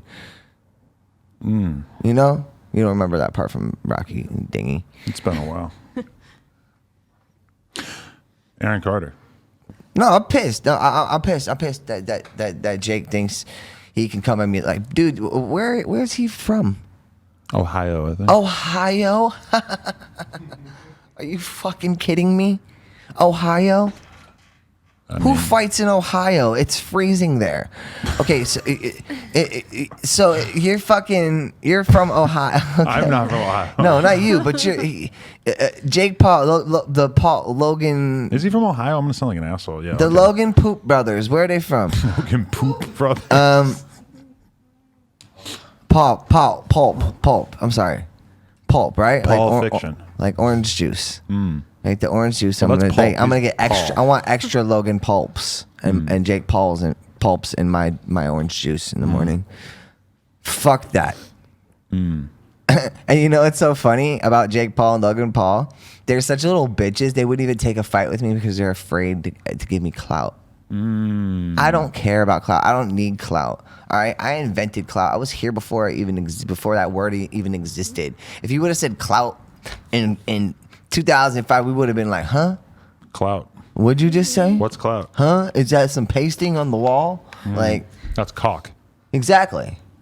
C-A-U-L-K. C-A-U-L-K. Right, Yes, not the okay. thing swinging between We're your on the legs that you square. can see on Aaron Carter's OnlyFans. You didn't pronounce it right, though. Caulk. Yeah, Colk? Cock.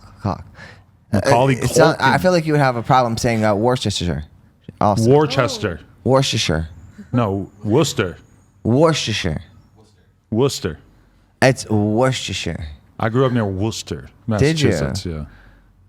Yeah. You ever play the Palladium? You probably did, even if you don't remember. Yes, I did. Yeah. Of course I did. I have it on the back of 3 of my tour shirts. I saw Cradle of Filth when I was 13, and it was terrifying.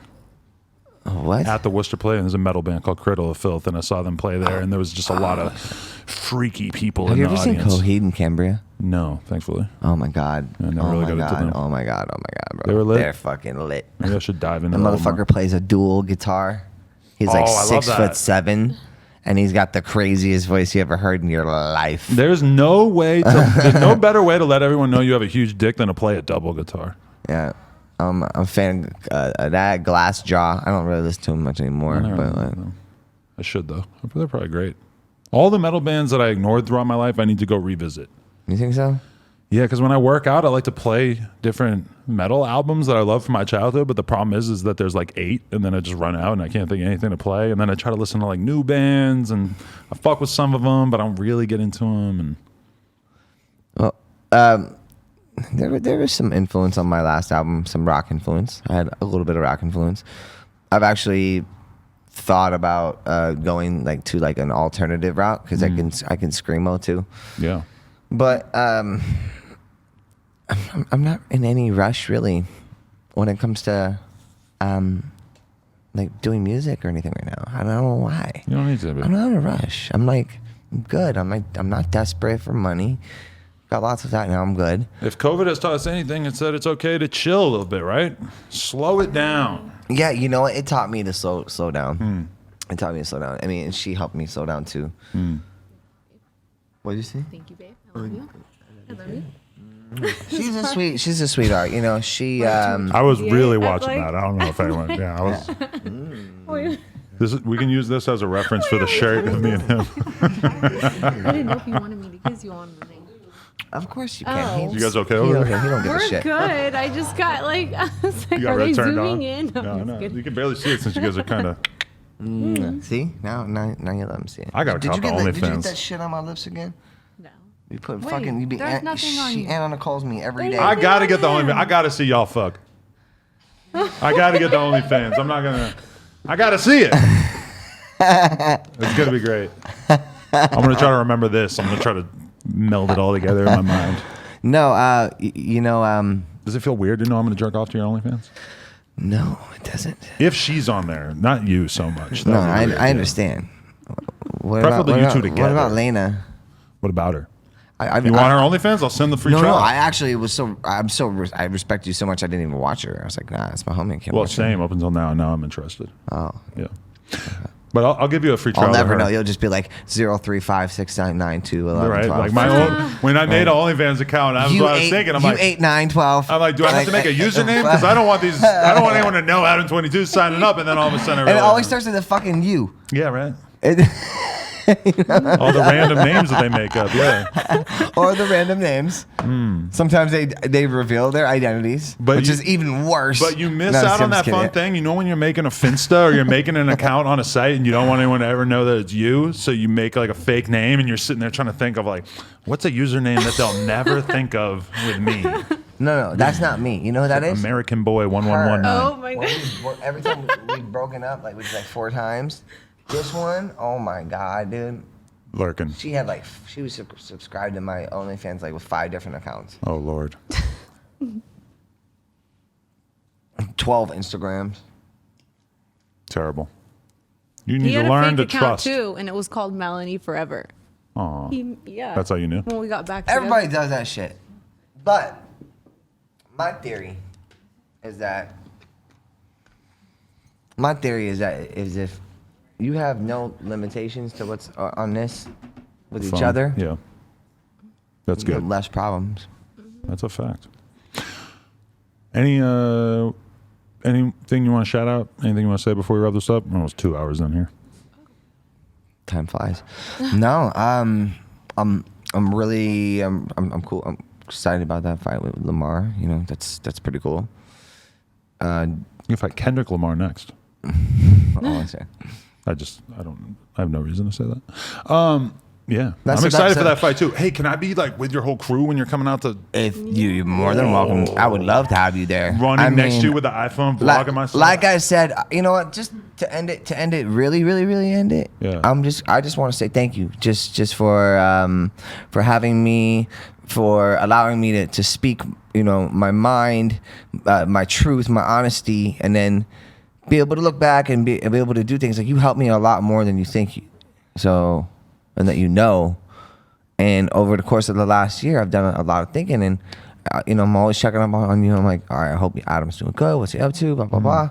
And whoop whoop. And you're always like somebody. I'm like, you know what? This is like one of the only guys that really just gave me a chance and didn't let me be boycotted and didn't let me be shelved. Like, so thank you for that, man. Happy to help, man. You know, I always appreciate honestly, your presence honestly. on here. And I will tell you guys, it's like, you know, well, thank you. We got to And do like a yearly check-in for the rest of our lives. no problem. We'll be 80. No problem. Just doing this. I won't be even doing any other podcast, and I'll still just only with you. You could even bring me on if you interview Lil Xan next or something. I'll help you interview his You ass. and Lil Xan together. Come on, let's do it. I'm texting him right now. Come on, let's do it. Aaron Carter, No Jumper, coolest podcast in the world. Check us out on YouTube, SoundCloud, iTunes. Like, comment, and subscribe. And please, Jumper. nojumper.com if you want to support. And cop the Aaron Carter OnlyFans if you want to see these two having intercourse. Wah, wah, wah. A shirt with a graphic of me and you engaged in a French kiss. It would be a great visual. That is just horrible. No, yeah, I don't want to do it either. But the image would be provocative, powerful stuff.